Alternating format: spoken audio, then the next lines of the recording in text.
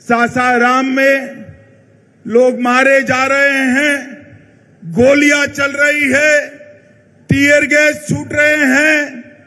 मैं वहां नहीं जा पाया।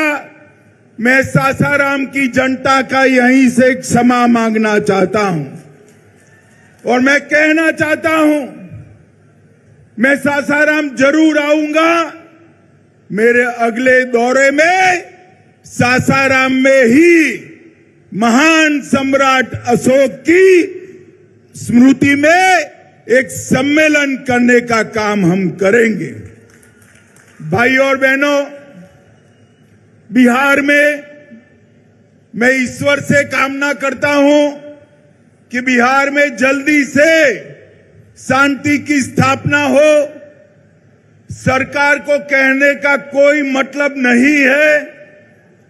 मैंने सुबह गवर्नर साहब को फोन किया तो लल्लन सिंह जी बुरा मान गए कि आप क्यों बिहार की चिंता करते हो। अरे भाई, मैं देश का गृह मंत्री हूं। बिहार की कानून और व्यवस्था भी ये देश का एक हिस्सा है। आप नहीं संभाल सकते, इसलिए हम चिंता कर रहे हैं। और मित्रों, जिस प्रकार की व्यवस्था यहां पर शासन में बनी है, मुझे बताइए, जिस सरकार में जंगल राज के प्रणेता लालू प्रसाद यादव की पार्टी उपस्थित हो, वो सरकार बिहार में शांति ला सकती है क्या? बताइए, ला सकती है? ला सकती है? नीतीश बाबू, सत्ता की भूख ने आपको लालू प्रसाद यादव जी की गोदी में बैठने के लिए मजबूर कर दिया। हमारी कोई मजबूरी नहीं है। बिहार की जनता के बीच में जाएंगे, जन जन को जागरूक करेंगे और ये महागठबंधन की सरकार को उखाड़ कर फेंक देंगे।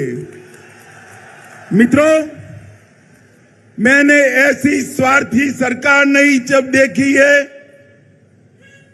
एक व्यक्ति को, बैठ जाओ भैया, बैठ जाओ। एक व्यक्ति को प्रधानमंत्री बनना है और लालू जी के बेटे को मुख्यमंत्री बनना है। इसमें बिहार की जनता को पीस रहे हैं। मैं आज लालू जी को भी कहने आया हूं, लालू जी, नीतीश बाबू को आप जानते हो, प्रधानमंत्री वो बनने से रहे, वहां जगह खाली नहीं है। देश की जनता ने तय किया है, तीसरी बार भी नरेंद्र मोदी जी प्रधानमंत्री बनने वाले हैं।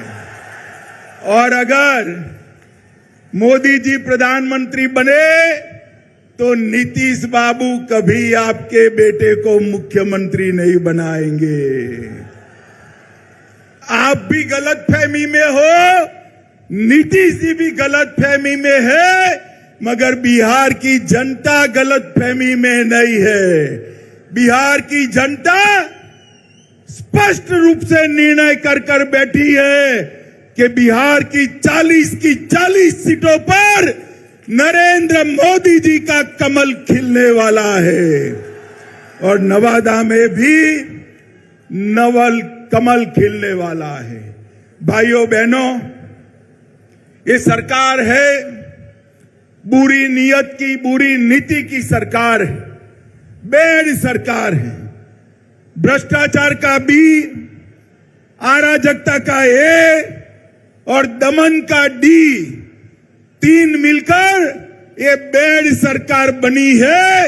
ये बुरी सरकार को उखाड़ कर फेंक देना है। मित्रों, सरकार के सहयोगी जो है वो भी विधायक हर रोज नीतीश बाबू का विरोध कर रहे हैं। वो भी जनता के विरोध का सामना कर रहे हैं। इनके आधे एमपी भाजपा के दरवाजे खटखटा रहे हैं। और मैं पर एक बात स्पष्ट कर देता हूं, किसी के की मन में ये संशय हो कि चुनाव के परिणामों के बाद नीतीश बाबू को फिर से भाजपा एनडीए में लेगी, तो मैं बिहार की जनता को स्पष्ट कह देना चाहता हूं और लल्लन बाबू को भी स्पष्ट कहना चाहता हूं, आप लोगों के लिए भाजपा के दरवाजे हमेशा के लिए बंद हो चुके हैं। माताओं, भाइयों, बहनों,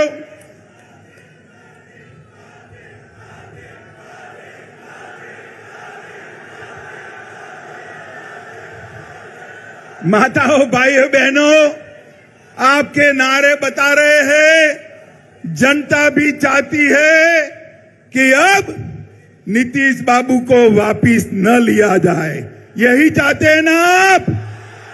यही चाहते हैं ना? ऐसा ही होगा, आप चिंता मत करिए। ये जातिवाद का जहर घोलने वाले नीतीश बाबू और जंगल राज के प्रणेता लालू प्रसाद अब ये दोनों के साथ भारतीय जनता पार्टी कभी राजनीतिक सफर नहीं तय कर सकती, मैं बिहार की जनता को कहकर जाना चाहता हूं। मित्रों, ये वादा खिलाफी करने वाली सरकार है और साहब सत्ता की लालच देखिए। लालू जी के बेटे ने नीतीश जी को सांप कहा, मैं फिर से बोलता हूं, सांप कहा, पलटू चाचा कहा, धोखेबाज कहा, लालची कहा, अहंकारी कहा, अरे गिरगिट तक कह डाला, मगर नीतीश बाबू प्रधानमंत्री बनने के मोह में आज उनके साथ चले गए हैं। इनके भ्रष्टाचार के कारण नवादा में खाद नहीं मिलता है, बीज की कालाबाजारी होती है। नवादा वालों चिंता मत करो, 24 के बाद, लोकसभा चुनाव के बाद ये सरकार अपने ही वजन से घिरने वाली है और भारतीय जनता पार्टी के कमल की सरकार बनने वाली है।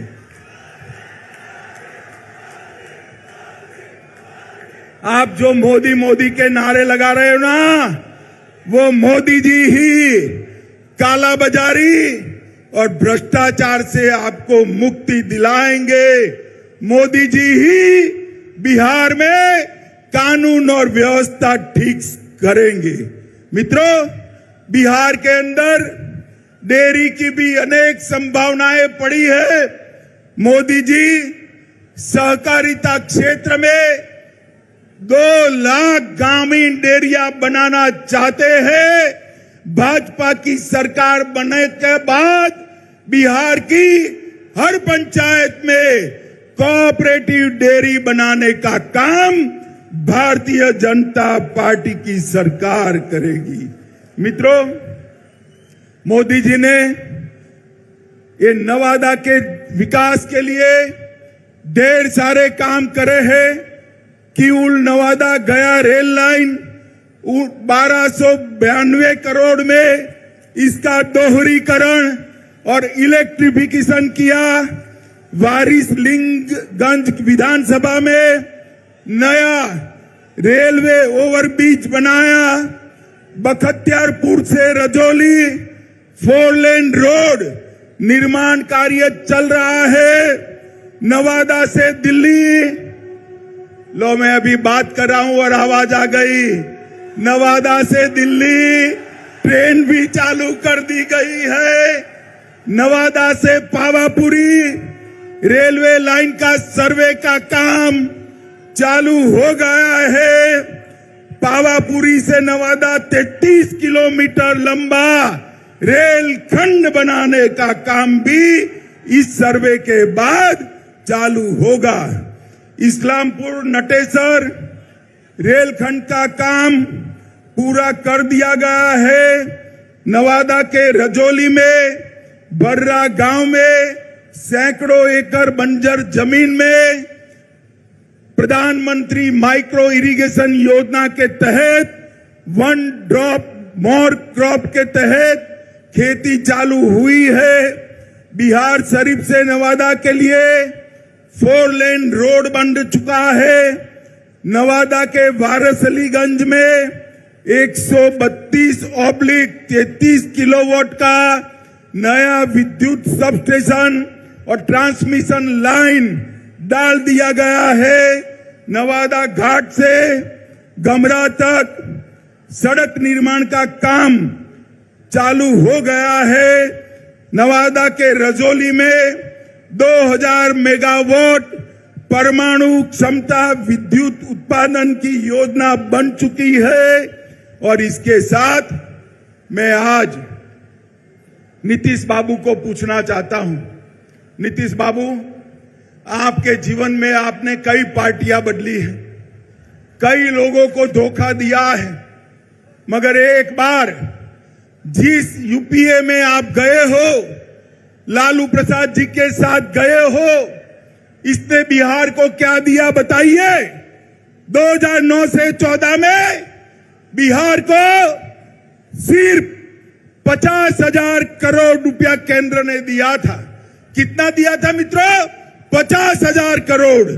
और 14 से 19 में मोदी जी ने 50,000 से बढ़ाकर 1,09,000 करोड़ बिहार को देने का काम किया है। ये मैं बजट के आवंटन की बात करता हूं। और कर के निर्धारण में 9 से 14 तक 1,36,000 करोड़ दिया था और मोदी जी ने 14 से 19 में 2,83,453 करोड़ दिया। 2 गुना पैसा ज्यादा दिया है। मित्रों, प्रधानमंत्री गरीब कल्याण योजना के तहत बिहार में 8,70,00,000 लाभुकों को 2 साल से मुफ्त अनाज दिया जा रहा है। हर महीने 4.25 लाख मैट्रिक टन अनाज बिहार के गरीबों को मोदी जी मुफ्त में दे रहे हैं, मुफ्त में दे रहे हैं। माताओं, भाइयों, बहनों, बिहार में 85 लाख किसानों को हर साल 6,000 रुपया देने का काम हो रहा है। 1.1 करोड़, 1,10,00,000 माताएं बहनें जोर से ताली बजाए। 1,10,00,000 माताओं को गैस का सिलेंडर देने का काम नरेंद्र मोदी जी ने किया है। आयुष्मान भारत योजना के तहत 85 लाख लोगों को मुफ्त इलाज की व्यवस्था की है। लगभग प्रधानमंत्री आवास योजना के तहत 40 लाख लोगों को आवास देने की योजना बनी है। 1,61,00,000 शौचालय बना चुके हैं। 1.5 करोड़ आवास में नल से जल पहुंचाने का काम ये भारतीय जनता पार्टी की सरकार ने किया है। और मित्रों, मोदी जी ने देश को सुरक्षित करने का काम किया है। मुझे बताओ नवादा वालों, ये कश्मीर हमारा है या नहीं है? जोर से बोलो, है या नहीं है? धारा 370 हटनी चाहिए थी या नहीं हटनी चाहिए थी? मैं राज्यसभा में बिल लेकर गया। ये लालू प्रसाद यादव और नीतीश कुमार जदयू हमारे साथ थे। जदयू वाले फिर भी विरोध किया और कहने लगे मत हटाइए, मत हटाइए। ये तुष्टीकरण की राजनीति के कारण आतंकवाद चलता था। मोदी जी ने 5 अगस्त 2019 को धारा 370 हटाकर कश्मीर को हमेशा के लिए भारत के साथ जोड़ दिया।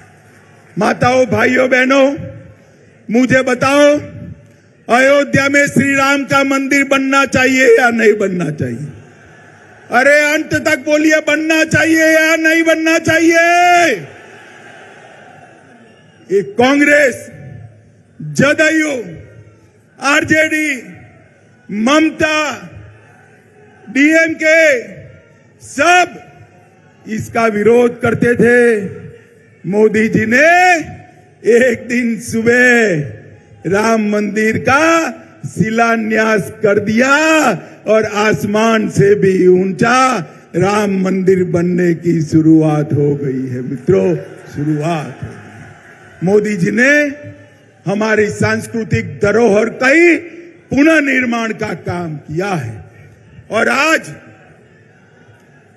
समग्र बिहार चिंता कर रहा है। बिहार के बिहार शरीफ में आग लगी है, सासाराम में आग लगी है, बिहार शरीफ नालंदा तो नजदीक ही है। चिंता हो रही सबको। मैं आपको कहता हूं 24 में मोदी जी को पूर्ण बहुमत दीजिए, 40 में 40 सीटें और 25 में भाजपा की सरकार बनाइए। ये दंगा करने वालों को उल्टा लटका कर सीधा करने का काम ये भारतीय जनता पार्टी करेगी।